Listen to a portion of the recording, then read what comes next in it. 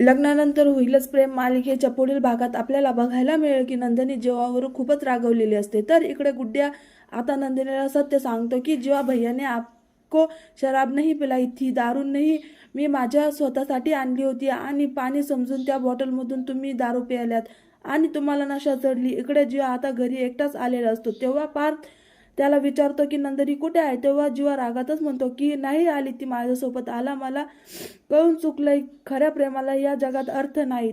तर आम्ही एवढे मोठे गुन्हेगार वाटतोय की तुम्ही तर आम्हाला माफ करायलाच तयार नाही। जेव्हा पार्थ म्हणतो की आमच्या आठवणीत तुमचं प्रेम टचचा घासून मरेल पण आम्हाला माफ करायला 4 पावलं पुढे नाही येणार तुमचं प्रेम, असं प्रेम ना तुम्हाला लख लाभ। तर जीवाचं बोलणं ऐकल्यानंतर पार्थ आता विचार करत असतो तर दुसरीकडे नंदिनीला तिच्या चुकींचं जाणीव होऊ लागते की आपण उगाच जीवावर संशय घेतोय, त्याची आपल्याला दारू नाही पाजवली तरी सुद्धा आपण त्यांना नको ते बोलून गेलो। जीवा आता आपल्याला सोडून पुन्हा घरी गेला।